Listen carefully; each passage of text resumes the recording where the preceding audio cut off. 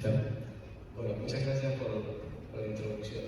Para mí es un gran gusto estar acá. Voy a tratar de ser sintético. Ha sido desafiante el hecho de preparar algo para este público, para esta reunión que es muy atractiva, tiene muchos objetivos positivos para la región de Arica y Cota.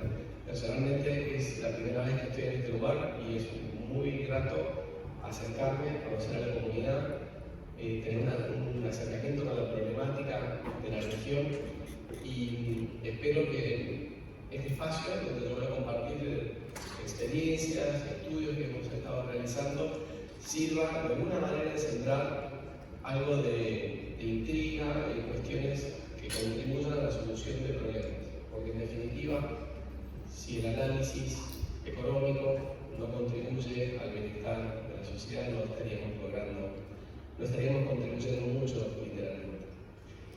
Entonces, dado esta gran complejidad de temas, yo ordené mi presentación en 4 grandes temas, más que nada 3 temas y un espacio de reflexión, de aprendizaje.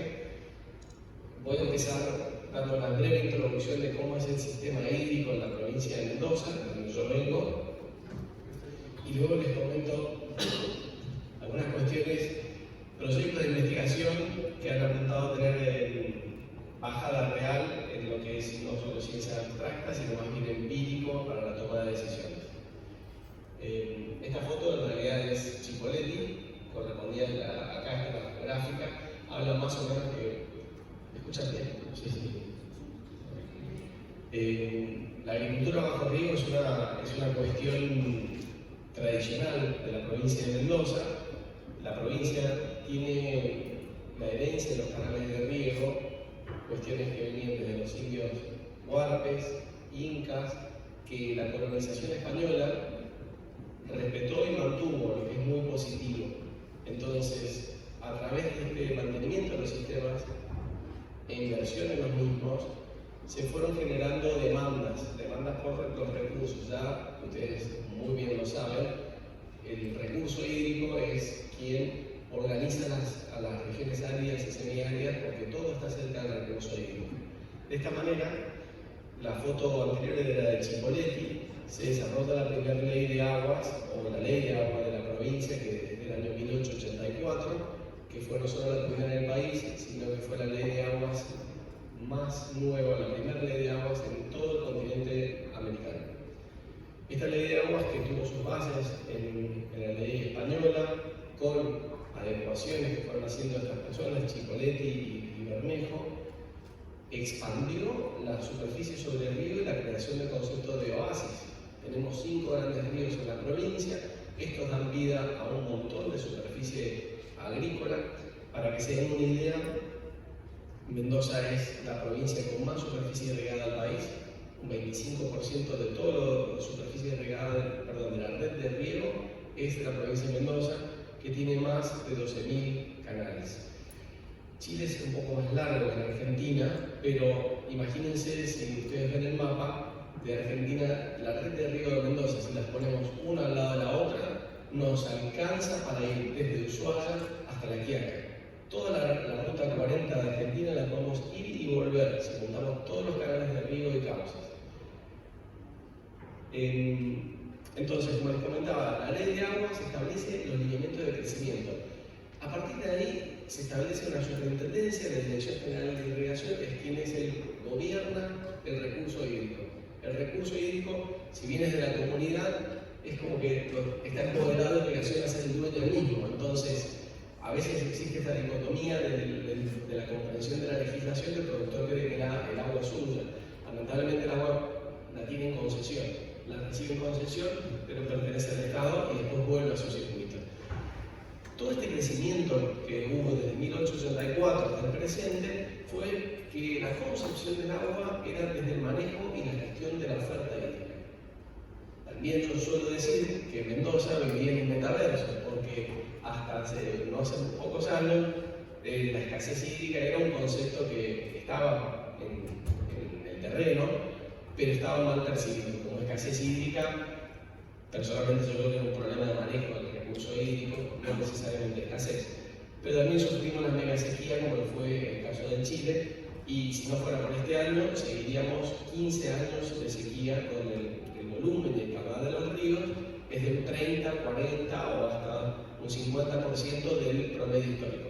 Promedio histórico que empiezan en estas fechas. Entonces contamos con una serie de tiempo de más de 100 años de volumen de recurso hídrico. Y como les decía, la gestión del recurso hídrico de la oferta hace que las explotaciones agropecuarias siempre estuvieran servidas del recurso hídrico a través de la red de riego.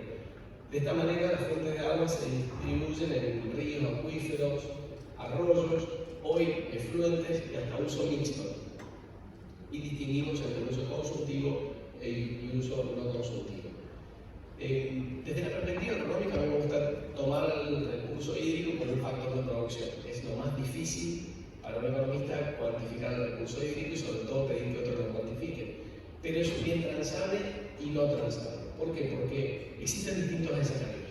El recurso hídrico es escaso y tiene un valor que, según salió un estudio de las Naciones Unidas en el 2022, hay 16 valores del recurso hídrico. El económico es uno de ellos, el social, el ambiental, el ecosistémico, y todo esto cambia a partir del lugar en donde estamos empleando. Es muy distinto, ya lo puedo decir, tener un metro cúbico de agua para agricultura o para cualquier uso acá en Pica-Parinacota, que lo puede ser en Mendoza, como lo puede ser en Buenos Aires, Santiago, la región de Magallanes, etc. Cuando el agua no es escasa, cuando estamos en periodos como este año en Mendoza, está todo maravillas. No hay problema, tenemos el agua, gestionamos, hay un cuadro de turnos, perfecto, todos reciben sus recursos, no hay problema. Cuando el agua se convierte en bien escaso, ahí empiezan cuestiones que no están del todo, si bien están legisladas, empiezan ruidos entre los actores, entre quienes toman decisiones, quienes retienen el agua para el recurso hídrico, y hay un esquema de priorización que ahora se los comento.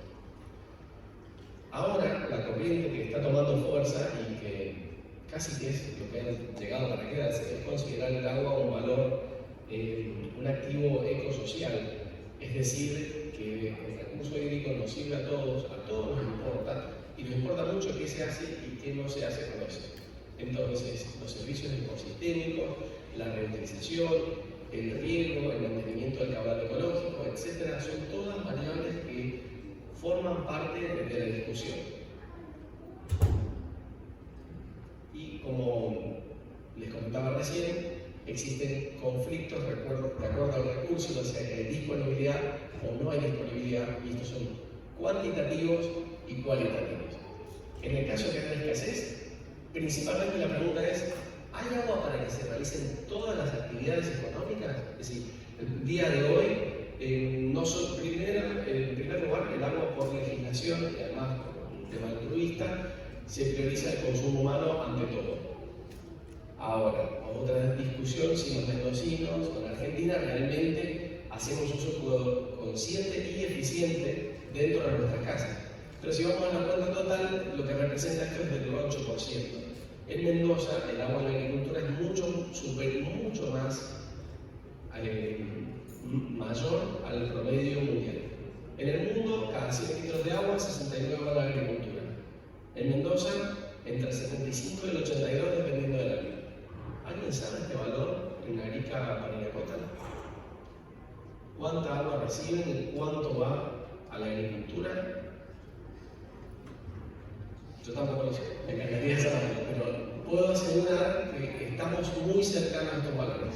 O sea, puedo asegurar que es encima del promedio global, que es 69%, con seguridad estaremos arriba del 70%, sin haber visitado ninguno de los lugares que vamos a ir a visitar en estos 2 días.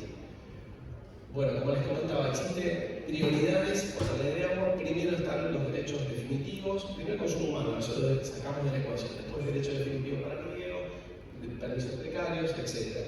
Y en el escenario de exceso de agua tenemos esta opción de agua buena, agua mala, que es una discusión de, es bueno tener agua, desde luego, nos sirve, podemos tener todas las actividades, podemos nutrirnos, podemos irrigar, pero empiezan a haber otras cuestiones. La legislación del derecho de agua establece que en Mendoza, a una persona que recibe un derecho precario, ¿no? Dice que usted tiene el coeficiente mínimo del río que le permite cultivar 10 hectáreas. Ahora resulta que el volumen de agua que recibe no le alcanza para cultivar 5. Entonces tiene un permiso para 10, pero recibe para 5. Y si es periodo de escasez, a veces se restringe. Ahora un año bueno, que tiene un montón de agua que reciben, dicen, bueno, ahora aumenta la superficie. Entonces de 5 se va a 6, a 7, pero es porque es un año bueno, probablemente sea una actividad hortícola. Entonces, ¿qué pasa en la Yuma? Tenemos más agua, por eso se consume más. Pasa algo parecido con la tecnificación excesiva. Y aspectos cualitativos que nos interesan desde luego la calidad del agua, cómo la degradamos, cómo la mejoramos y cómo esto se convierte en un factor de riesgo en la toma de decisiones. Algunos de estos factores los vamos a mencionar al final de la presentación. Bueno, esto lo paso muy rápido, son derechos de riego. El derecho de riego definitivo y esencial son aquellos, superados el recurso de consumo humano, aquellos que fueron blindados por la legislatura de la provincia y con una aprobación por las dos cámaras. Cuestiones que no pasan más. Estos son cuestiones de derechos muy viejos. Hoy por hoy se denominan derechos precarios. ¿Qué diferencia tiene el derecho precario? Que el superintendente, quien es el gobernador del agua, el productor agropecuario, te le preguntan, bueno, ¿y aquí vas a votar la elección? Yo tengo dos gobernadores, me dicen. Tengo el gobernador del agua, que me indica cuánto recibo, y el gobernador político, que a veces, bueno, no me importa qué hace. Es como, bueno, recibo los subsidios, o de políticas, pero el productor tiene el foco en el gobierno del agua, y eso es muy interesante. Estas personas, en un momento de escasez hídrica, le pueden decir, miren, su derecho es precario, no va a recibir agua. Obviamente no es lo que se adoptó en este periodo de escasez, recibieron todos agua con una proporción menor. Bien, creo que gran cantidad de estos temas los abordamos, rigidez de la demanda, cambio climático, escurrimiento. ¿Qué pasa con los acuíferos y el agua subterránea? Ante escasez, ustedes deben saber, probablemente mejor que varias personas que estamos acá, que el recurso subterráneo funciona como complemento. Ante el periodo de escasez hídrica, idealmente los acuíferos es un lugar de una caja de agua. Yo debería ir y extraer agua para riego cuando el agua que recibo no es la suficiente. Bueno, cuando ocurren muchas explotaciones que dependen del recurso subterráneo, bombean en exceso. Y cuando bombean en exceso se genera una presión de tal manera que puede generar contaminación, sea local o difusa. Ante esto y algunas cuestiones, se establecieron en Mendoza zonas de restricción, donde no se permitían más construcción de pozos para bombeo de agua subterránea. Estas zonas de restricción a un lugar llevan en la margen derecha del Valle de Uco, llevan más de 20 años y se arma un quilombo fenomenal si levantan las zonas, porque es un status quo que funciona. Hay aspectos muy valiosos y hay aspectos muy tristes de la gestión, porque en un momento se otorgaron ilegalmente 22 pozos y eso terminó casi con la persona, el superintendente fue a juicio, estos 22 pozos están judicializados y le bajó la jerarquía e integridad a la institución. Pero sobre todo en estos lugares lo que tenemos es un tema que está dando vueltas en la reunión de hoy y es la tragedia de los comunes. Y es cuando todos acceden al recurso sin rendir cuentas al respecto. No logramos identificar a veces cuáles son aquellos que explotan o sobreexplotan los recursos por encima de las necesidades reales, sin importarles que puedan tener efectos sobre nosotros. Bueno, ¿hasta acá? ¿Alguna duda? ¿Alguna pregunta? Bien. Miren, sí. 83%. 83%. Gracias. ¿Quién elabora el índice de...? ODEPA. Muy bien. La Oficina de Estudio Política de Aire. Fenomenal, entonces estamos igual. O sea, en Mendoza en el febrero consumo 82, habría que ver la última estadística, pero es un montón. Ahora les voy a pasar una herramienta diría yo, de diplomacia científica, porque es investigación aplicada en base a datos empíricos que sirve para la toma de decisiones. Es el caso del Fondo Potrerillo. Ustedes, es muy probable que lo vivan o lo deben haber vivido. Cada vez que hay un hecho disruptivo que rompe el status quo, atenta contra los intereses de poder, contra las cuestiones quizás hasta las buenas prácticas, quizás o las malas prácticas, y siempre que hay un evento tenemos restricciones o quejas o como, bueno, digamos, unas reticencias. En Mendoza, tradicionalmente, se construyen diques cada 15, 20 años. Hace 20 años se dejó de construir diques, que fue el último, y ya venía con una tasa decreciente en el tiempo. Es decir, que se perdió esa política de mantenimiento. ¿Por qué se construyen los diques? Y por un beneficio múltiple. Primero, sobre todo, tenemos agua del deshielo, que esto nos permite retener el recurso hídrico y después asignarlo a partir de cuando lo necesitan los sectores para el riego. Además, podemos generar energía eléctrica y tenemos otros beneficios. Tenemos otros beneficios recreativos, etc.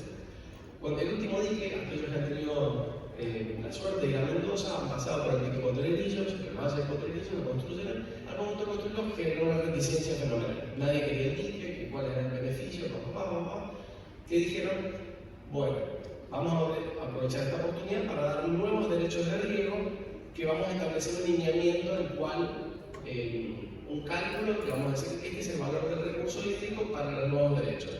Esto yo no sé por qué, estuvo 10 años encajonado, hubieron juicios de por medio entre distintas instituciones, hasta que los juicios terminan y le dan la irrigación del Departamento Federal de Irrigación, le dan la potestad de establecer este precio.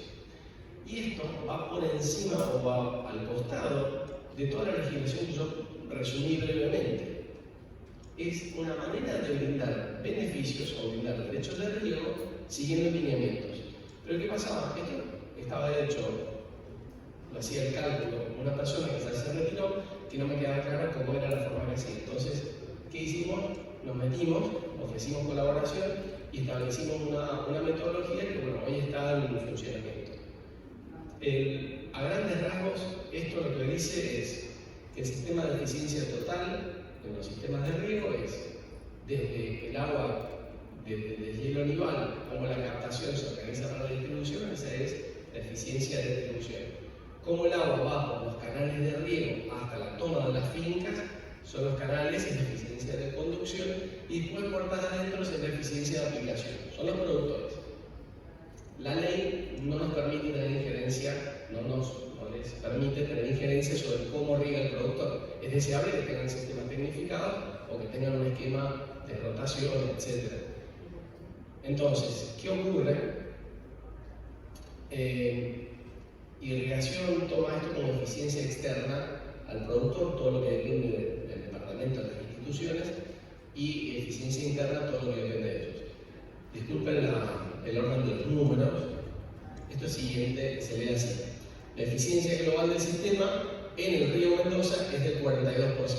Es muy baja, muy baja. Esto fue en el 2016. Estamos diciendo que 58 litros se pierden en el camino. O sea, de 100 litros, 58 se pierden.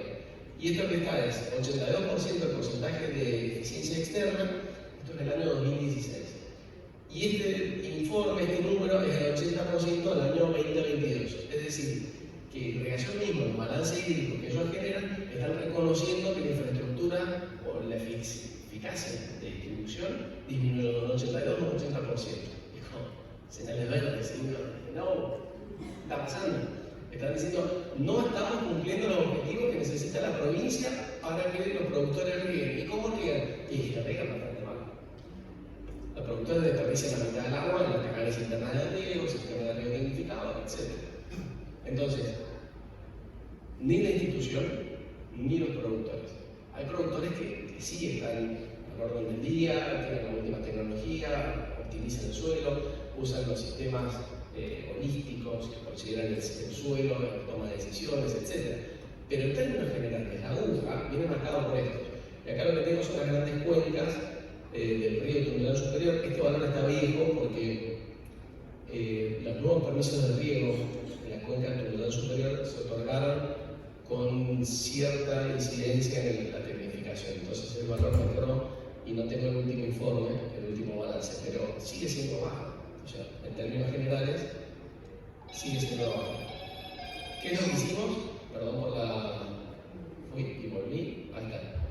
Esto no se entiende. ¿Qué es lo que hicimos? Obras de infraestructura de riego apuntan a hay de todo tipo de infraestructura. Tomamos la primera impermeabilización de canales. ¿Qué hace la impermeabilización? Disminuye las pérdidas. Estamos traduciendo esta pérdida de agua como una ganancia de agua. Y eso tiene una valorización con la eficiencia de conducción. Dadas las condiciones del canal, entonces lo hacemos. Bueno, por impermeabilizar estos canales con tantos metros de agua, se riega a tanta superficie. Acá la fórmula se le tomó un pisquito la fórmula, se desbaratado en terreno. Hay cambios en la eficiencia de conducción, hay cambios en los metros. Términos generales, lo que tenemos es dólar por metro cúbico. Es decir, nos fuimos al archivo histórico de irrigación. El archivo histórico tiene, como alcanzan a ver ahí libros, no sé si se ve, 1810. Hay documentación viejísima. Hace poco hicieron un orden en el archivo histórico, encontraron una carta de San Martín. Tiene un quilombo bárbaro esto, pero bueno, a mí me sirvió porque fuimos sacando los liberatos, eso, sacamos 25 años de obra de infraestructura. Antes los expedientes de obras de río eran así, se escribían a máquina, eran como re expeditos para el tema. Ahora con toda la digitalización se me escribían así de corto, yo necesitaba 3 números. Pero bueno, fuimos buscando, recolectamos 25 años de información. ¿Qué nos dio eso como resultado? Estas son las inversiones que se hicieron en los canales de riego. Bueno, unos detalles. Esta es la red de Río Mendoza. Esto es lo importante y medio que se pierde acá, créanme que ahí la curva sirve. Esto es la curva de costo marginal de eficiencia de producción para el Río Mendoza en 25 años. ¿Qué está diciendo esta Argentina? Se lo pasa el libro. Acá hay dólares por metro cúbicos por año. Y estos son hectómetros cúbicos ahorrados. ¿Cómo hacemos la lectura de esto?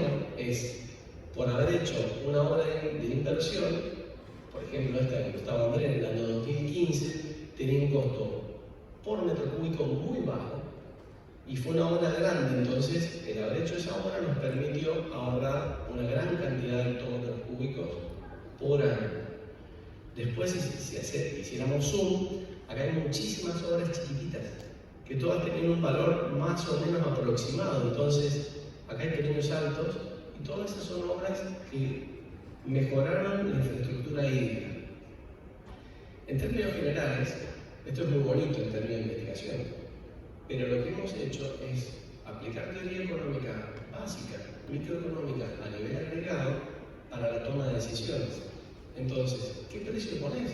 No ponemos precio, no podemos poner precio, porque el agua está legislada que gestionamos la oferta. No hay una demanda. Sería muy bonito cruzar la curva de demanda que la tenemos y decir, bueno, acá se demanda tanto, esto debería ser el precio. No podemos. Entonces, lo que yo hacía era marcaba la mediana, que es 0,50 centavos, el promedio 1,02 y el intercuartil 1,2. Es decir, rebobinamos. Cada metro cúbico que se utiliza para el riego para una superficie agrícola nueva tendría que pagar 1,2 dólares por metro cúbico por año. En base a la información que se recolectó de 25 años de infraestructura. ¿Esta curva es fija? No, es estática. Nosotros ahora estamos trabajando en una modelización que nos permitiría variar la curva de acuerdo a aspectos climáticos, es decir, desplazamiento de la curva, izquierda, derecha, o también incorporar nuevas inversiones. La curva yo no incluí para no explotar de gráfico en la presentación, pero la curva hace así, sigue y ya llega ahí y llega hasta el sexto piso. Entonces, probablemente sea como una meseta que nos indicaría una forma más sencilla de modelar. ¿Por qué es importante esto? ¿Qué hicimos en la reunión? Yo fui y presenté esto en el HTA, que el HTA es lo honorable, tribunal, administrativo, como resultado del proyecto, y dijeron, bueno, a ver, dame los valores. Y el valor mediano son 50 dólares. Tenemos ganancias de 8 hectómetros por año, y para llegar a este punto se invirtieron 32.000 millones de dólares en tanto tiempo. ¿Cuál es la obra de infraestructura que está más cerca? La bajada de Arauco, que si vamos atrás, sería, no se ve ahí, pero acá hay una obra de infraestructura que se llama Bajada de Arauco, que casualmente Casualmente, su valor de ejecución fue lo mismo, pero es un detalle. ¿Qué hizo Irrigación? Incorporó este valor en el presupuesto. Desde el 2021 al 2022 lo incorporaron, lo calcularon. En el 2023 dijeron, no, Sebastián, gracias, lo actualizamos por inflación. Tanto trabajo lo podríamos mejorar. Lo habían empezado, habíamos logrado que esta información la pusieran en un Excel, entonces nos la pasaban ya listo para procesarla. Y después ya no cambiamos la forma y no lo vamos a hacer así. El trabajo está para publicación ahora, está bajo revisión.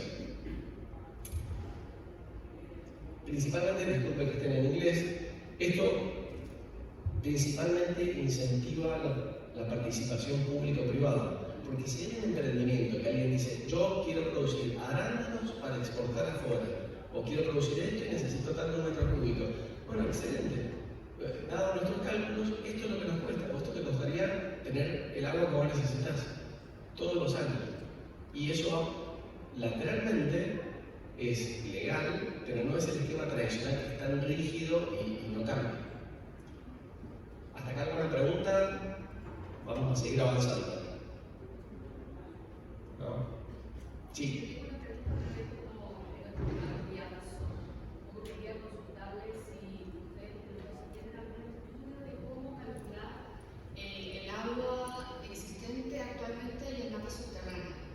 Porque nosotros acá en el desierto de Atacama, claro, tenemos aguas fósiles, aguas que no se renovaban 10.000 años y que probablemente no se renovarán en mucho tiempo más. Y bueno, como usted sabe, la extracción increíble de agua, ¿no? Por las mineras. Entonces, y no hay manera de calcular cuánta agua nos queda en el subterráneo.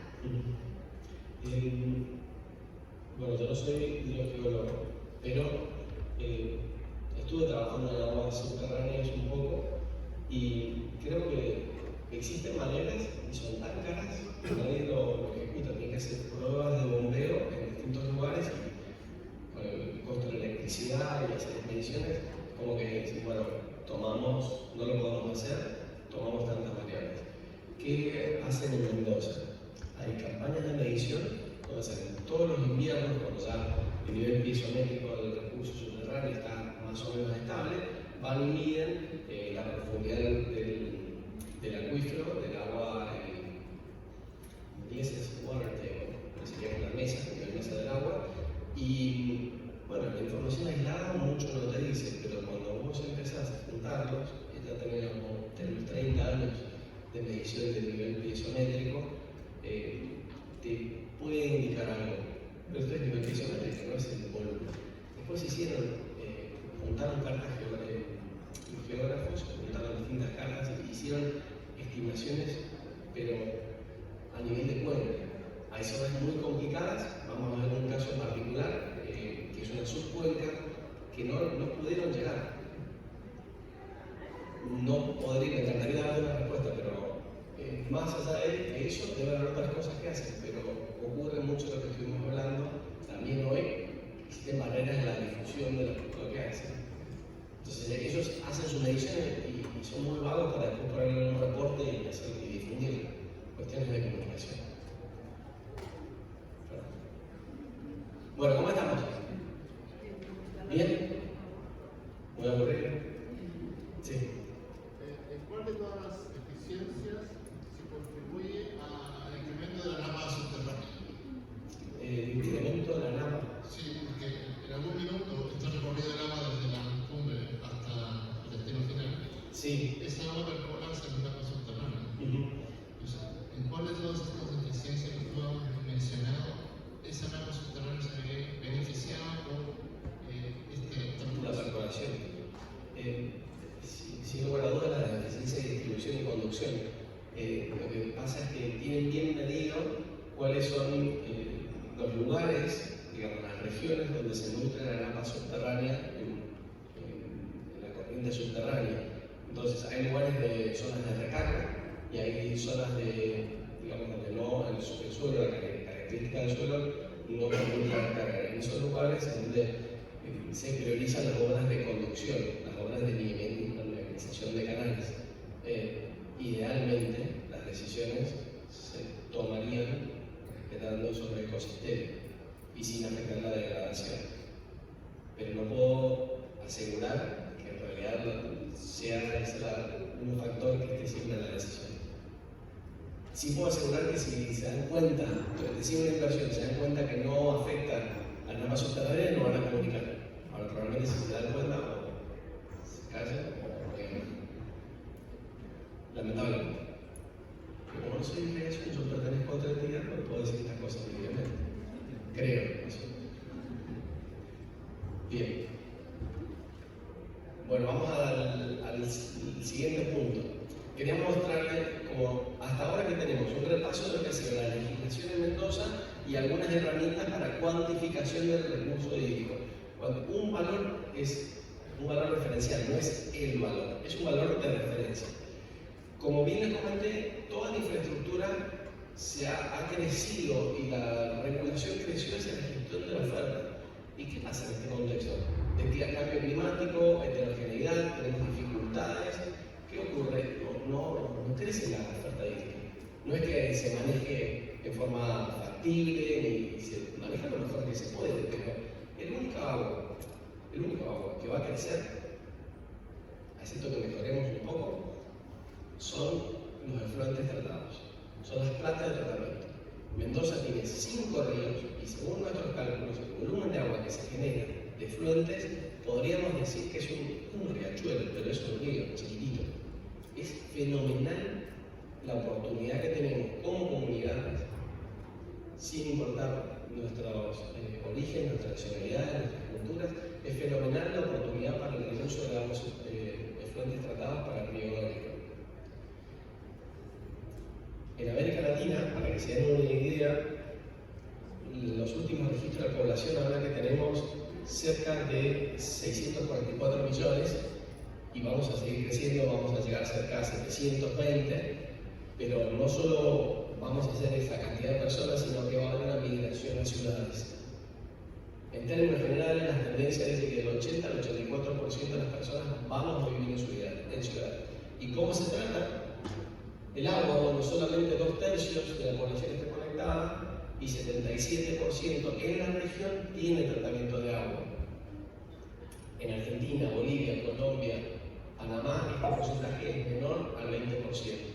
Pero si hablamos de Chile, Uruguay, México y Perú, ese porcentaje aumenta, cercano al 40% o más.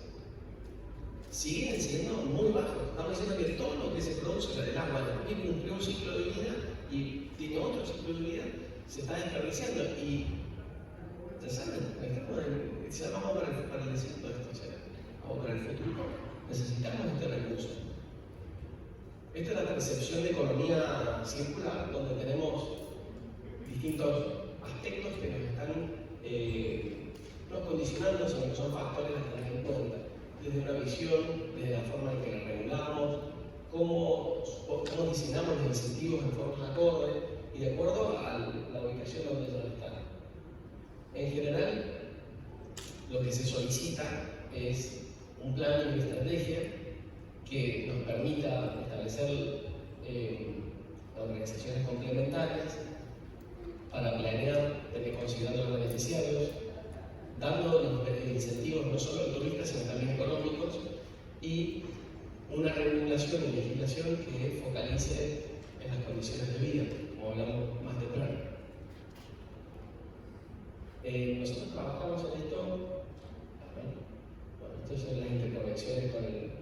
No puedo decir yo más cosas que ustedes ya deben saber, que existe una interdependencia entre la generación del recurso hídrico, aprovechamiento energético, no solo generación de energía, sino también utilización para otro tipo de fertilizaciones orgánicas. A ver, sí, eso. Después pasa 5 puntos. Ahí está. Disponibilidad de datos. En términos generales, la región está todo en rojo y no son copas del mundo. Está todo en rojo porque son escasez de datos. Suele pasar que el primer mundo, el hemisferio norte, Europa y sorpresivamente algunos países de África tienen buena disponibilidad de datos, pero información reciente sobre el recurso hídrico escasea enormemente en la región. Ya casi llegamos, muchas gracias. Escasea mucho en la región. Les pido disculpas por no estar ordenado, pero en general yo hice un paneo de las tecnologías en base a una información que me fueron facilitando. Me hice una base de datos fenomenal, pero no lo suficientemente abarcativa para hacer un análisis de eficiencia, que es lo que a mí me gusta. Pero sí, desde el punto de vista descriptivo, para decir que tenemos algunas zonas que no tenemos tratamiento, otras que priorizan el tratamiento primario, el secundario como por excelencia en el tipo de tratamiento, hacer con o sin desinfección, que se utiliza, y después terciario, un caso o dos, creo que eran en México, al momento de conseguir estos datos hace ya 3 años. ¿Qué hicimos con esta información? Vean que en Mendoza pasa más o menos lo mismo. Ahí está chiquito el gráfico, pero acá son 3 valles productivos y ahí está la red de riego. Los puntos rojos, si nos alcanza a ver, o después cuando tengan la definición a disposición, los puntos rojos son la ubicación de las plantas de tratamiento. Y no casualmente están en los canales de riego. Hay un tema de legislación que está mejorando la provincia y enseguida vamos a ir en específico con esto. ¿Qué pasa volviendo a la región de América Latina? Con esta info, yo puse los datos, hay una asociación que se llama ADERASA, que nuclea las empresas tratadoras que es el tratamiento de fluentes de agua y saneamiento. Esto brindaron información que a mí me sirvió para econometrizar, hablar de factores productivos, tomando el efluente como un proceso de producción.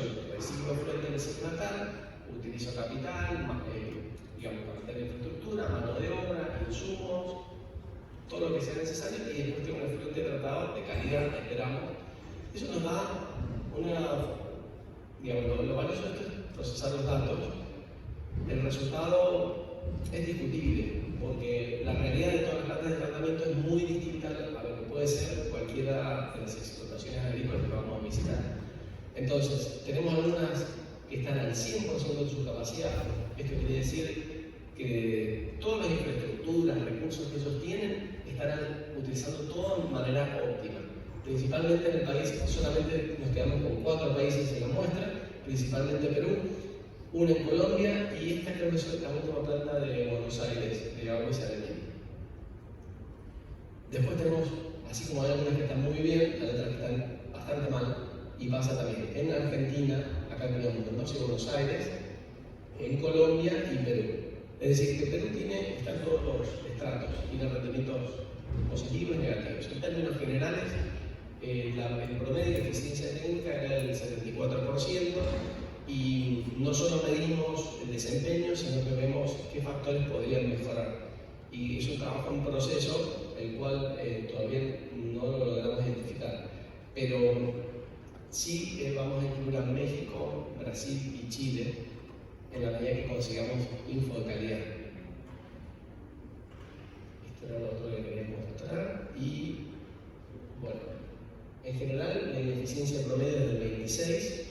Existe heterogeneidad, desempeño heterogéneo entre países, principalmente es inconveniente para identificar la tecnología y después los insumos productivos, la mano de obra, el consumo energético, vamos a utilizar ahora los cortes de glass que lo sacan este año, a ver si lo podemos incorporar, pero no es muy sencillo. Y si yo he hablado con algunos especialistas y me dicen, bueno, depende del tratamiento anaeróbico, es 1 kilowatt por metro cúbico. O, bueno, sí, pero yo no puedo utilizar ese tipo de valor para el análisis porque es un valor representativo, sí, pero necesito como los valores por planta en forma ideal. Estamos en esas, estamos trabajando. O sea, con suerte este año lo sacamos. Bien, y esto es lo último del caso de Mendoza. Terminamos este año un proyecto de agua de economía circular, visitamos la planta de tratamiento de efluentes, donde nuestro objetivo es aumentar el porcentaje de reuso, disminuir los efectos de las casas y pensar en el desarrollo de productos asociados o derivados, sobre todo vinculados al aprovechamiento energético. ¿Qué ocurre en Mendoza? La legislación nos dice que era muy estricta y ahora es como estricta. pero sigue siendo compleja. Los estándares son muy altos y permiten cultivar algunas zonas delimitadas, solo pueden regar con este agua, permiten el cultivo de ciertos productos, o sea, cultivos agronómicos, que es muy restrictivo en sí mismo. Son variedades de arbustos que demandan mucha agua y que no necesariamente generan beneficios para los productores en términos económicos. Con otro proyecto en INTA estamos haciendo análisis sobre el cultivo de vegetales, que no tienen que ver contacto con el agua, para de alguna manera juntar evidencia científica y acercarnos a un tomar decisiones y decirle, bueno, miren, esto, respetando los cuidados, es posible y no nos va a generar efectos a la salud, y como para incluirlo en esta muy escueta lista de elementos. Bien. ¿Cómo están? ¿Vamos para uno más? ¿Sí? Este es el mejor de todos. Este es el que más me gusta. Este es el tercer capítulo de mi tesis. Yo cuando empiezo el doctorado, yo digo, me interesaba mucho el valor del recurso hídrico y cómo en Mendoza hablamos del recurso hídrico y efectivamente siempre no hacemos lo suficiente. Entonces, le estaba dando vueltas a ver cómo podíamos hacer hasta que encontramos con los datos una manera de decir, en Mendoza yo utilizo el agua para la producción agropecuaria. En este caso vamos a ver la producción de uva para vino, que es lo deseable. La producción de uva genera efectos multiplicadores, genera trabajo, utilizamos el agua, generamos cadenas de valor, etc. Y genera también economía. Acá lo vamos a ver, que es la salinidad del recurso. La calidad del agua, yo recibo para arriba, no siempre fue mejor, por distintas cuestiones que voy a tratar de resumir. Entonces, logramos vincularnos de una manera de demostrar económicamente que existe una relación en cómo el recurso se usa o se mal usa, o se usa pero tiene efectos, las externalidades negativas. Entonces, acá le voy a decir cosas que quizás les debería haber dicho antes, pero bueno, en la Argentina existen 77 millones de hectáreas con problemas de salinidad por todo el país. Nosotros estamos acá, en el río. Bueno, Mendoza está acá, en una zona muy árida, y esto es un cuarto de la superficie del país. Lo que le comenté recién, Mendoza riega el 82% del agua, lo utiliza para agricultura. Y esta es la sensibilidad de los cultivos ante la salinidad, porque es preocupante. Ahí está. Si de un estándar aumenta la de ISO 2 micromos, la conductividad eléctrica del cultivo, disminuye o aumenta de 2000 a 4000, el rendimiento del cultivo baja del 100% al 80%, que es un rendimiento tradicional o esperado. Esto tiene muchas implicancias. El PBI agropecuario de la provincia de Mendoza se explica en un 50% del uso de vino. Y es solamente agropecuario, esto es en la puerta de la finca, no sobre lo que genera por la elaboración de vino, es solamente el cultivo. Esta es una foto de Google de la provincia de Mendoza, es semiárida, nuestra acá es como, bueno, es semiárida, acéptenla, categoría, bueno, acá realmente tenemos una aridez extrema, pero acá se alcanza a ver algunos puntitos verdes. Y esta es la zona de estudio. Esta es la margen derecha del río Mendoza, que yo estaba como, ya estoy cariñoso con esta zona, pero estaba empecinado. ¿Por qué? Porque viene el agua, viene por el río Mendoza, desde la cordillera, viene así, viene por acá, y acá, justo acá, alguien tuvo una brillante idea de poner un parque petroquímico. YPF está de arriba. Y en algunos de los controles tuvieron problemas, entonces hubo durante décadas uno de los tubos o tanques estuvo goteando alguna sustancia. Entonces llegó un momento que todas estas zonas productivas, estas bodegas empezaron a bombear agua y salía agua negra y no podía bombear, y son bodegas premium, aquel que ha ido por Mendoza llega por la ruta 7, pero unas bodegas fenomenales, que lindo, eso. Bueno, tuvieron un problema existencial hace 15, 20 años, donde existía una pluma de contaminación, pero no, es algo que no podía, así como no pueden medir el acuífero, es difícil irla siguiendo. Entonces sabían de la existencia, pero no tenían seguridad. Entonces el agua tuvo que bombearse, retirarse, reubicarse, tratar de después volver a inyectar. Una cuestión que hasta el día de hoy sigue. Y en esta zona son 23.000 hectáreas productivas, hay 710 viñedos, nosotros relevamos 177 viñedos. Hicimos un análisis a nivel de cuartel, no a nivel de finca, sino a nivel de parcela. Y miren, cuando pido información de calidad, de relevamiento, de agregación de humedad, esta información del año 2007, de toda esta, es la misma zona. La misma zona, estos son los puntitos. Pero no me querían decir dónde estaba la pluma de contaminación. Y después me dieron información del año siguiente. Mira, ¿dónde fue? Ahí está. 2010, 2007, y ya con esto ya podemos saber dónde está la pluma. Es como, bueno, ahí no te damos la información, ahora sí te la damos. Entonces está claro, ahí está el punto. Y con este relevamiento cubrimos casi todo el espacio de subcuenca, donde obtuvimos información de calidad del recurso hídrico, principalmente salinidad. ¿Qué fue lo que hicimos? Relevamos Perolín, Cagrero, Guarteche, 420 cuarteles en 170 viñedos, obteniendo muestras de agua. Esta es la información descriptiva.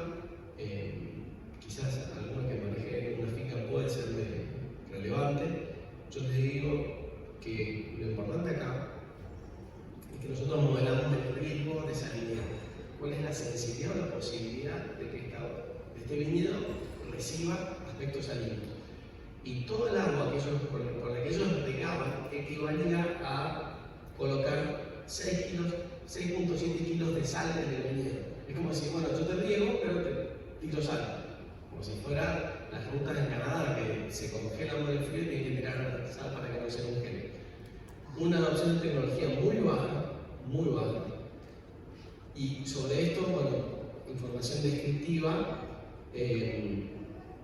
La fuente de agua para riego tenía un 30% que dependía únicamente de agua subterránea, un 70% del agua superficial, y la tecnología era 28 de goteo, este es el peor en términos de eficiencia y inundación, y 68 por surdo. Es un poco catastrófica la estadística, pero hay que ser realista y no quiere decir que el 68% riegue mal, quizás no adoptaron tecnología, pero adoptaron prácticas. Pero los valores generales son esos.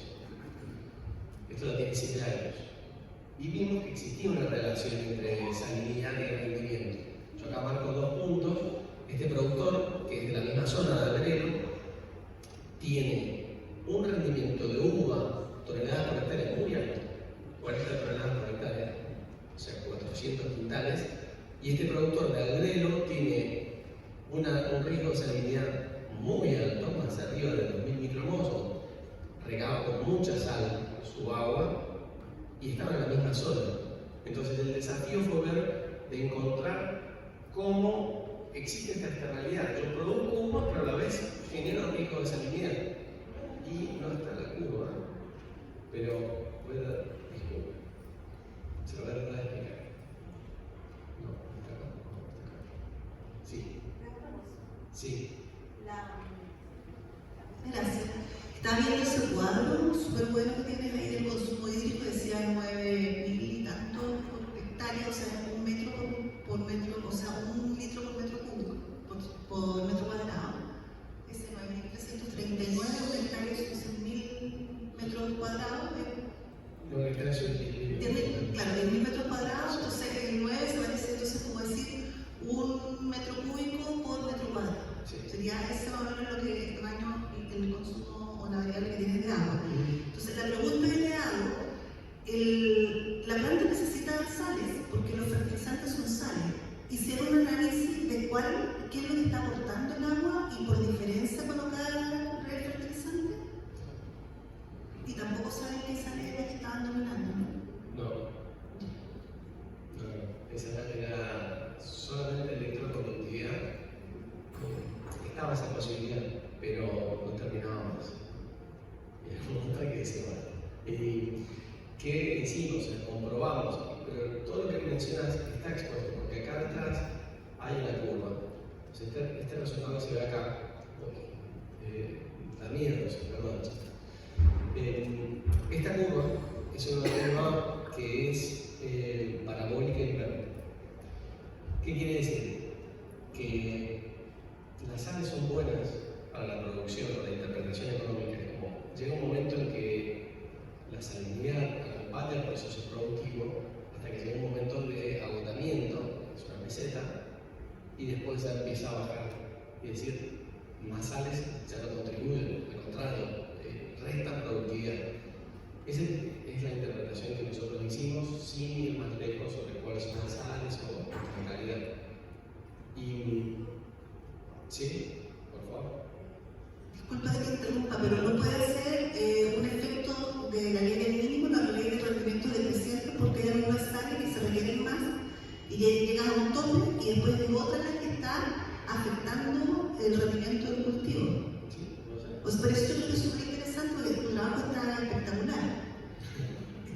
Pero justamente como está bueno, es que me entró la curiosidad por saber cuantificar qué tipo de sales son las que tienes ahí. Claro, no la tengo cuantificada. El análisis de fotografía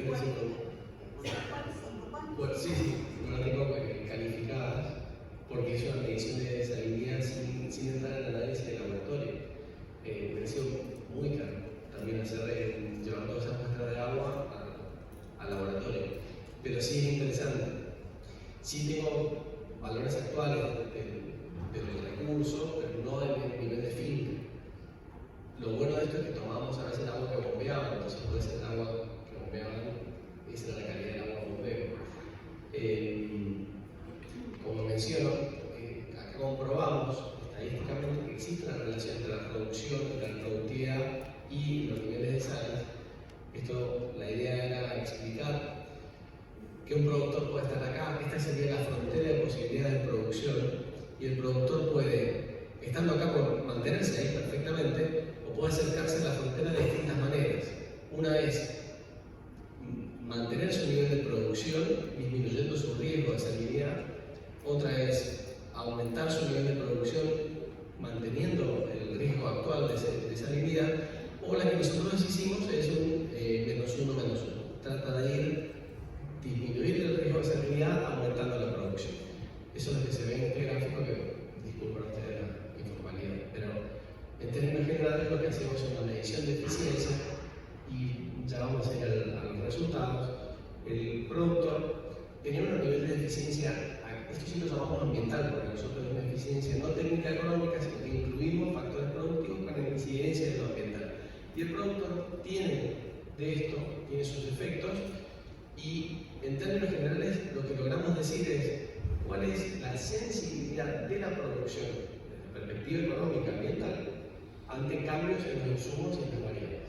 De esta manera, 1% más de agua, si el productor aumenta la dotación de recurso hídrico, ceteris paribus, se mantiene todo igual, ellos aumentan su producción en un 0.38. Es positivo, hay una relación. Traducimos esto en el volumen de agua para que ellos utilicen, es decir, si aumentan en 93 metros cúbicos por hectárea, su producción va a aumentar en 38 kilos. ¿Qué pasa si aumenta, se degrada la calidad del productor? Aumenta la salinidad, disminuye en la misma manera la producción de uva. Aumentar 68 gramos de sal por hectárea le significa al productor disminuir 67 kilogramos por hectárea su rendimiento. Esta es sensibilidad a un evento ambiental en un momento en el tiempo. La recolección de datos ya tiene 7 años. Pero lo lindo de esto es que hablamos de elasticidades y vimos cómo se ubican los productores. No voy a ahondar más porque hay de todo tipo de gráficos.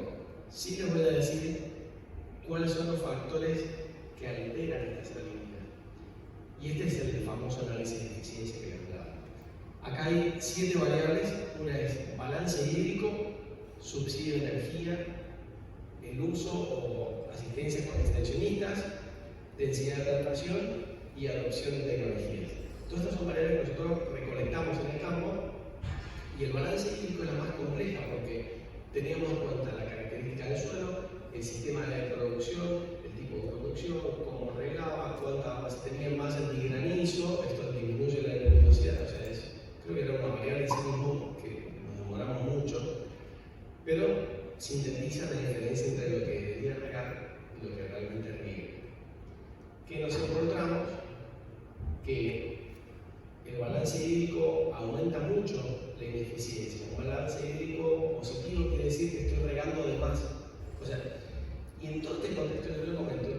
veces recibe agua y dice, bueno, hoy viene, mañana no llega. Entonces riego. ¿Por qué hace eso? Porque disminuye la incertidumbre. Al productor le disminuye la incertidumbre, bueno, yo sé que al menos ya regué, me puedo quedar tranquilo y se corta, pero si viene la semana y no le hace falta cultivo, él riega igual. Entonces, aumenta su eficiencia regando de más. La producción que ellos tienen técnicamente se podría lograr con un 30% menos de agua, pero lo utilizan porque lo tienen, nada más por eso. El subsidio energético que en Mendoza lo tienen los productores para superficies menores de 20 hectáreas, sí es algo que disminuye la ineficiencia. El símbolo negativo significa que nos acercamos más a la frontera de posibilidades. Lo mismo el uso de extensionistas, aumentar la densidad de plantación, etc. ¿Cómo se resuelve todo esto? En el texto que está abajo. Regar solo lo necesario, mejorar la densidad de plantación, adoptar tecnologías, solicitar el subsidio agrícola para aquellos que pueden entrar en las categorías y buscar asesoramiento técnico o grupos de productores. Esto es el precio sombra del agua, pero como vean ahora pronto escribirlo, que acabamos de dejar las figuras.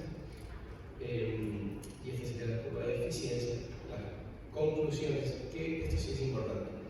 En términos generales, las regiones, a ver, si llegamos rápido,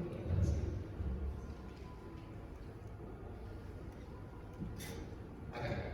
El agua viene por acá. Esta zona se llama primer zona. Históricamente eran los primeros que recibían agua. Entonces es como el agua de mejor calidad la tienen ellos, superficial.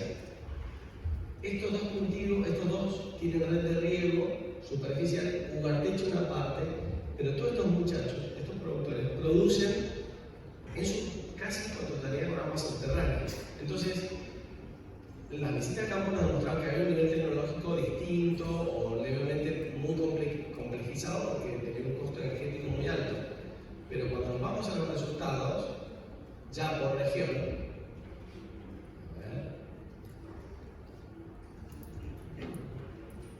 sí, ahí está, perfecto.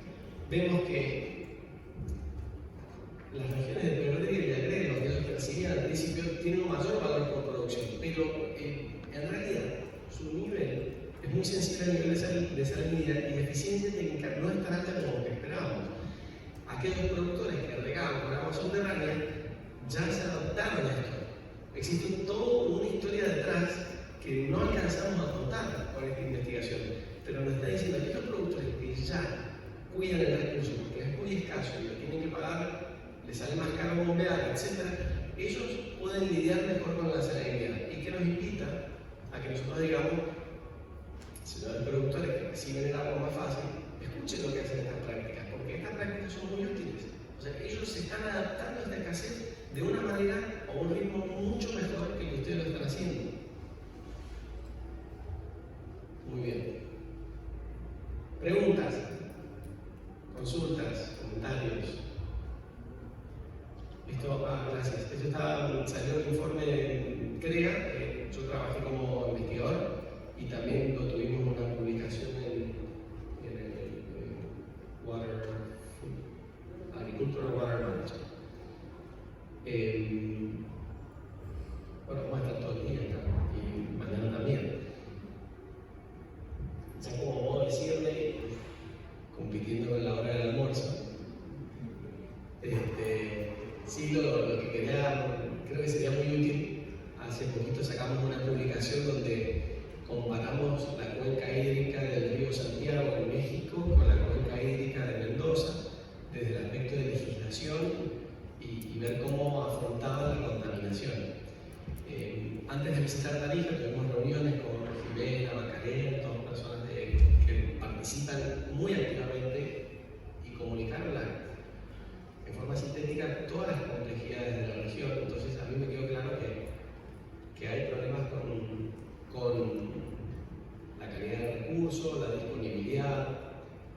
Y recordando este ejercicio que comparamos con los colegas de México, fue muy útil hacer un mapa de actores donde nosotros pudiéramos iniciar conversaciones de esta manera.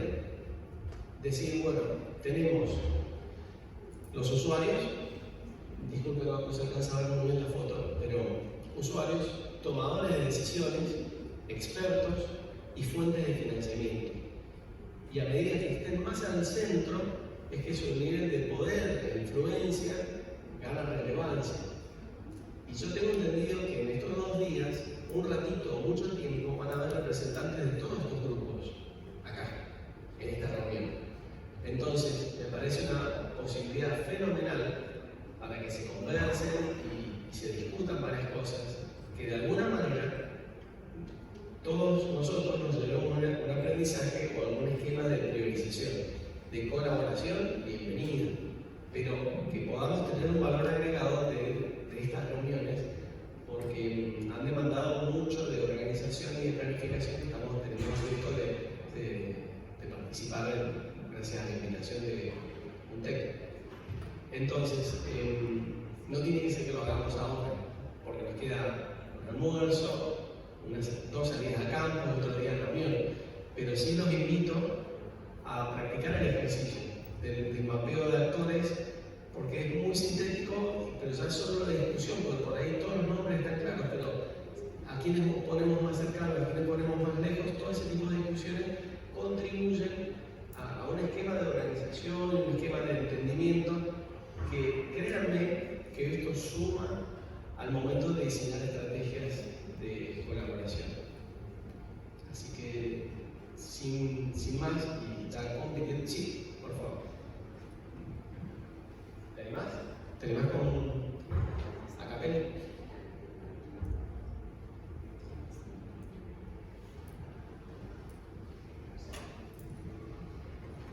Primero que nada te agradezco por la presentación. Me ayuda como a organizar un poquito más dónde van las cosas. O sea, yo creo que hay que pensar esto como tú eres economista, como un caso de negocio para poder lograr de verdad los beneficios que se necesitan para la región.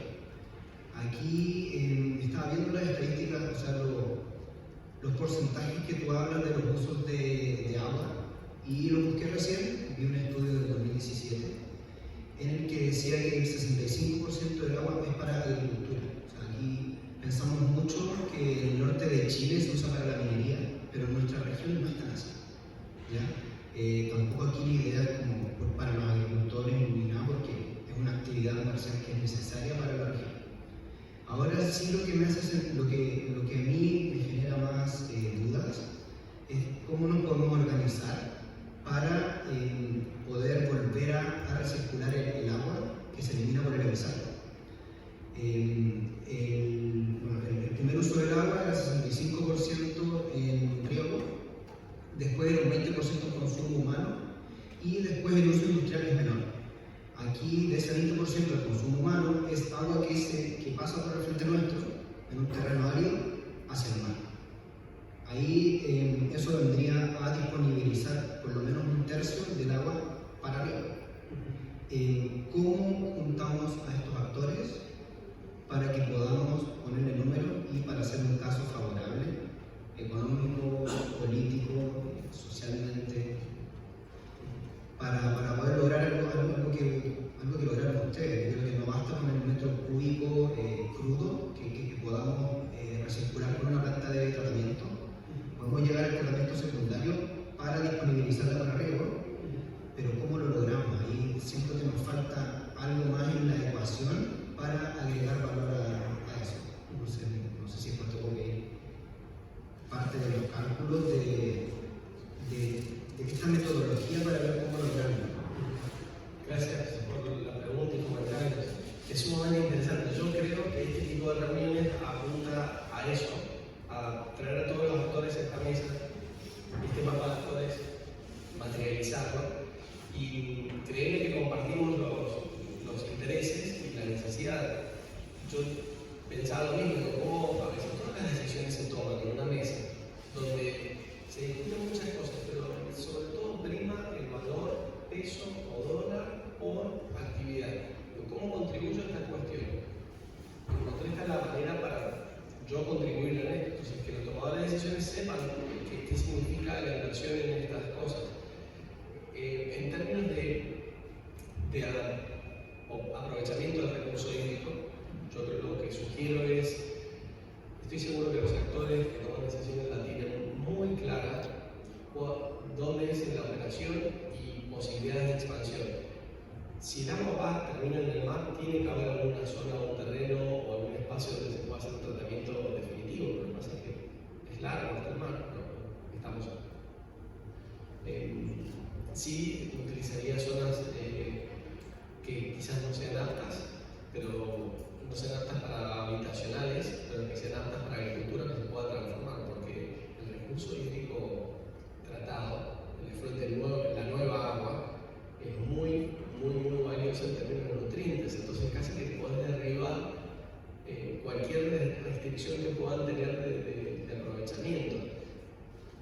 Principalmente, no quiero decir cosas que desconozco, pero estoy seguro que los operadores de los servicios tienen identificado posibles espacios de reutilización. Acá hay que tirar todo para el mismo lado y compartir la información y compartir los proyectos y buenas voluntades, porque después priorizando las cosas pueden haber valor agregado. En base a todo lo que se ha hablado hoy acá en este escenario y con las conversaciones que hemos tenido, creo que hay un gran camino que se ha avanzado en los últimos 20 años. El contexto demanda ir hacia el aprovechamiento, pero no quiere decir que no vayamos a llegar. Mientras más rápido se junten estas personas y sobre todo nutrirlas de información. Ese creo que es el desafío. No sé a qué te dedicas, pero digamos, si trabajas en la parte técnica, generar información para que ellos puedan tomar puede ser un rol, o también liderando un espacio. Eso son distintas opciones. Espero haber respondido tu interrogante. Sí.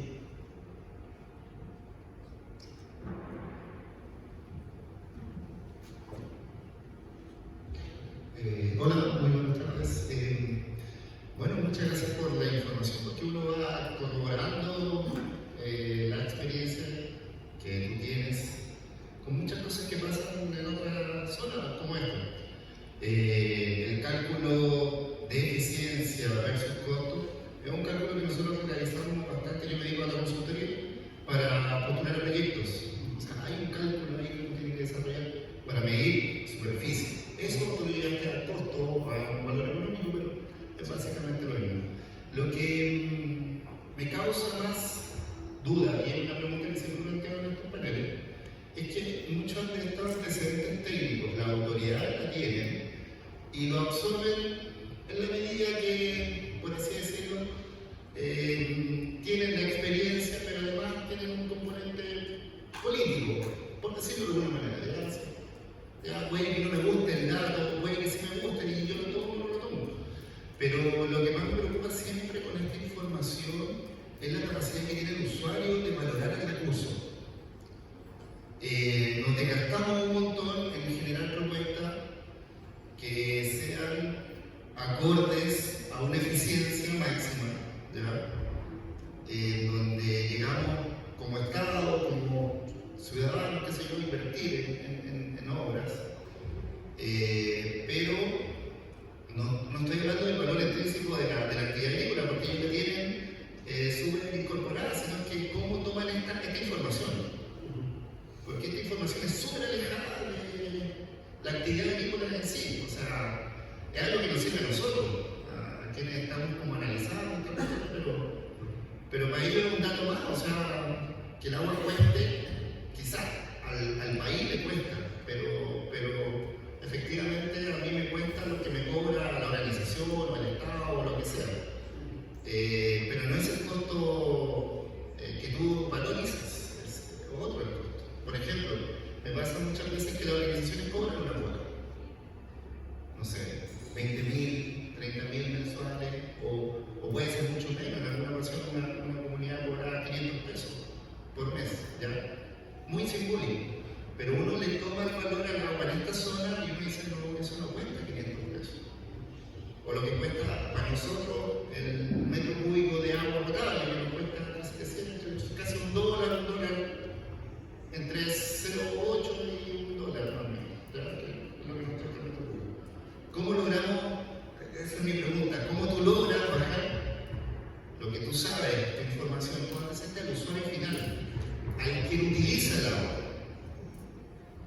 es donde más tenemos, yo creo que la conciencia como alejada de este tema. Sí, gracias por la pregunta.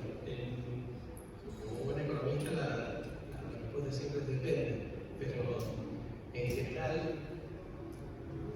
es muy difícil y creo que compartimos las mismas percepciones y las mismas limitaciones.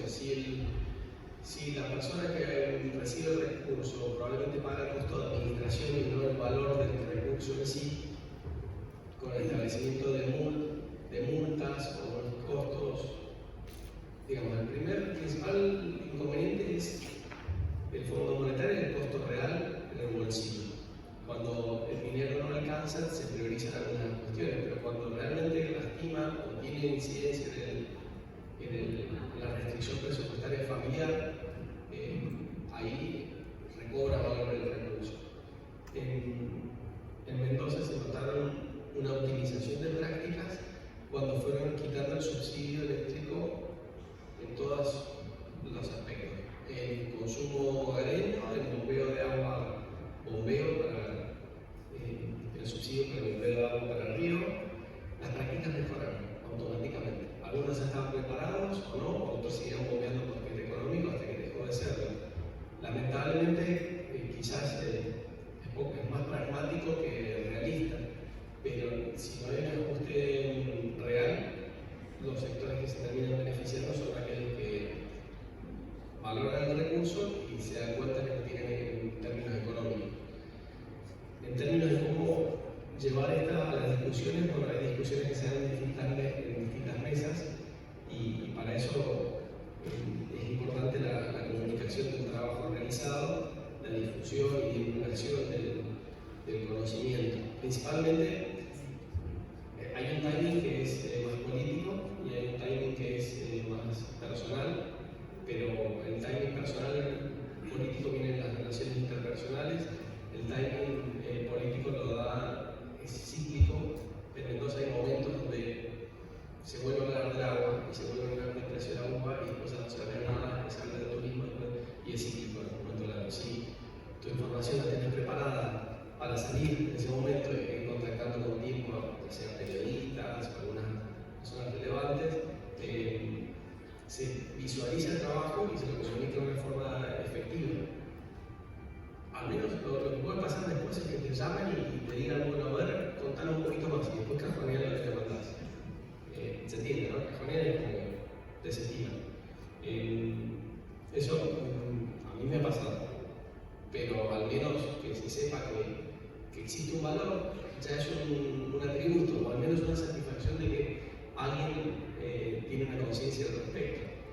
Y después está el timing político. En el primer caso que yo presenté, el codirector de esto es una persona que trabaja en irrigación y tiene alto rango, y de todas las personas que toman decisiones, personalmente yo creo que la más preparada, pero fue muy hábil en el momento que trajo esto la necesaria habilidad que los que somos más académicos no siempre somos conscientes de los mismos y se requiere depende de dónde querés llegar. O sea, por ahí yo podría estar todo el tiempo en mi oficina trabajando y intentando publicar mis resultados y seguir estimando cosas que a nadie le interesa, pero si hay alguien que le toma relevancia, realmente tiene un sentimiento altruista de hacer algo al respecto, es bueno asociarse y digerir las cosas para ellos, para que ellos te digan en qué momento acercar esto a la mesa de discusión, porque hay cierto timing que yo no lo manejo o uno aprende a manejar.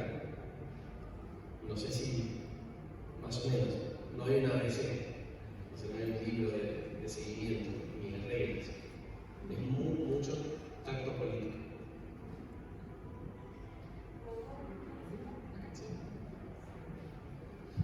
Muchas gracias. Yo creo que la pregunta que hizo Osman es súper pertinente porque una cosa es el valor y otra cosa es el costo.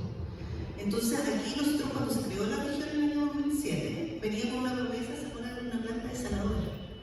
Y la planta desaladora no se hizo porque el costo de sacar agua de aquí de los valles era muy barato. Y se supone que el costo del tratamiento de agua desalinizada no podía. La idea era que no subiera el costo domiciliario, el agua potable de todas las casas, ¿no? pero no se tomó en cuenta el valor de los recursos, solamente el costo de sacar el bombeo. Y en ese entonces también se estaban instalando aquí las empresas semilleras, que por supuesto que le dieron un valor agregado, que es el trabajo agrícola, gracias a esa instalación, también un trabajo que era muy precario, donde no se daba, que antiguamente la gente que trabajaba en la agricultura siempre eran trabajos informales, así. Y la semillera empezó de alguna manera a ordenar la actividad agrícola. Y lamentablemente, justamente por confundir desde la zona central, porque no fue acá, no fue una decisión que se tomó acá, fue una decisión que se tomó en Santiago de pensar que el valor del agua era el costo del bombeo. Entonces, en el mismo sentido de lo que tú dices, de hoy en día se está hablando de una planta desaladora, pero está saliendo mucho más cara que lo que hubiese sido hace un par de años atrás. Y que sabemos que en varias zonas costeras ya tenemos plantas desaladoras.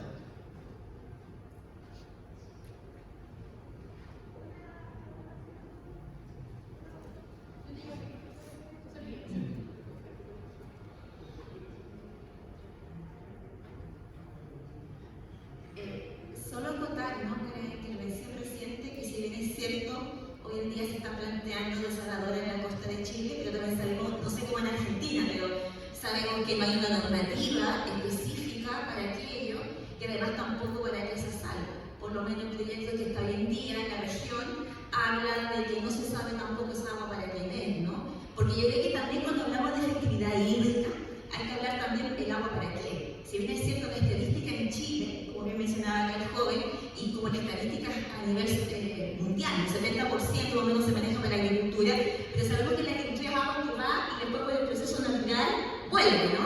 Sin embargo, para la industria muchas veces esta agua se va y se pierde, como pasa en Chile con los pasivos ambientales, que ni siquiera la GEODI los tiene actualizados, están los relaves y aguas que no se vuelven a utilizar. Pero creo que también para la desaladora no es la solución para nuestras costas, porque sabemos que el agua Pacífico es diferente a otro espacio y no hay estudios que hablen. Es lo mismo que sacar agua de aguas federales, porque tampoco hay estudio específico de agua federal. Pero por ejemplo la reutilización del agua, ¿no? Sabemos que acá en Arica, por lo menos en Arica se riega, por ejemplo, las áreas verdes con agua que se tiene de agua que se saca de pozos, ¿no? Agua que se puede potabilizar, por ejemplo, y es agua que se pierde en el regadío.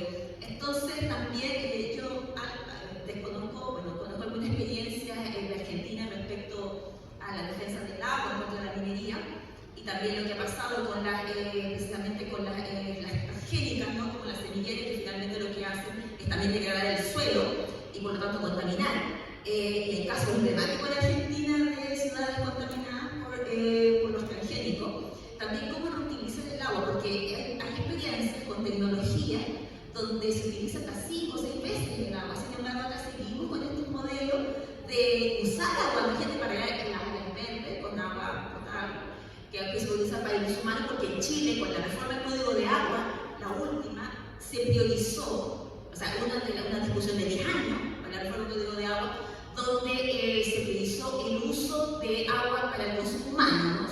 En esta reforma del Código de Agua.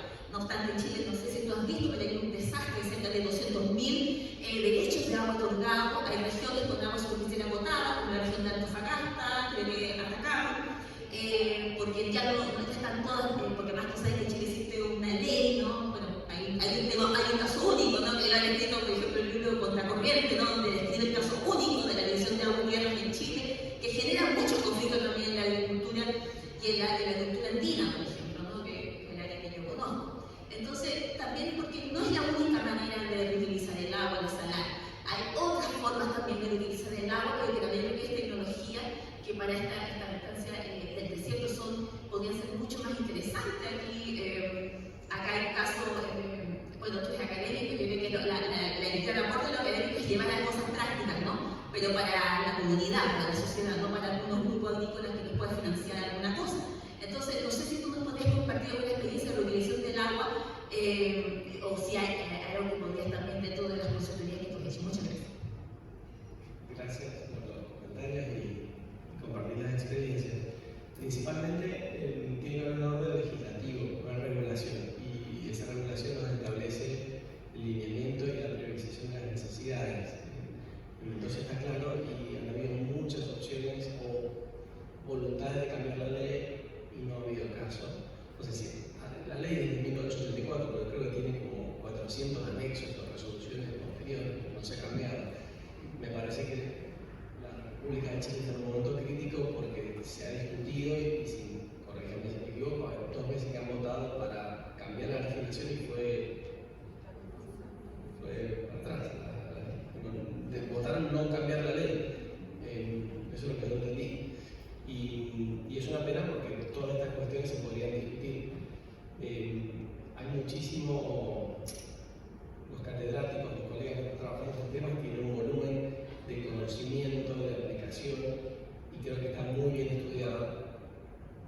Quizás como la nación en sí, pero no estoy seguro a niveles regionales. Entonces, es muy importante que ese tipo de actitudes, de voluntades, se incentiven en los centros educativos, en las comunidades académicas, porque esta centralización puede ser administrativa, pero los conocimientos están en las regiones y en las ciudades. Entonces, es necesario dotar de capacidades para que distintos estudios puedan tener esto al respecto.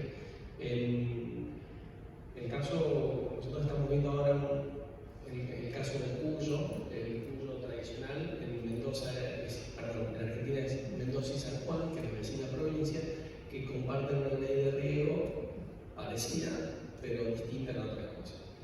En San Juan, el año pasado, aprobaron la reutilización. No me queda claro las condiciones en las cuales este recurso puede ser reutilizado. El efluente tratado. Por suerte no tenemos acceso a agua salina, entonces no hay plantas de desalinizadoras, pero siguen habiendo dudas al respecto, porque puede ser, si el efluente no está bien tratado, no está en características de ser volcado, no lo puedes volcar en el mismo canal de riego que hace tradicionalmente el recurso, porque estarías degenerando la calidad, a no ser que sea tan buena la calidad y tan poco el aspecto nocivo que pueda licuarse, por decirlo de alguna manera. En Mendoza es como que la legislación te permite el reuso, pero hay zonas restringidas, lo que llamamos ACRE, áreas de cultivo restringido especializado. Entonces están las plantas de tratamiento, hay un ACRE. Y este ACRE tiene, creo que son 12.000 hectáreas que están destinadas para esto, pero solo el 25% se utiliza. Entonces, un cuarto del agua que se genera como afluentes efectivamente tiene un destino agropecuario. El otro agua lo tiran ahí, pero no es que tenga ni unos surcos, ni una planta, ni un esquema de plantaciones, lo cual es una pena. Estamos trabajando en eso en la provincia, pero estas zonas de cultivos restringidos especiales no te permiten utilizar otro volumen de agua, no te permiten utilizar otra fuente de agua y te dicen que tenés que cultivar estas opciones. Y esas opciones, por un lado, lo que comentaba recién, estamos evaluando incorporar otros cultivos que basen la evidencia.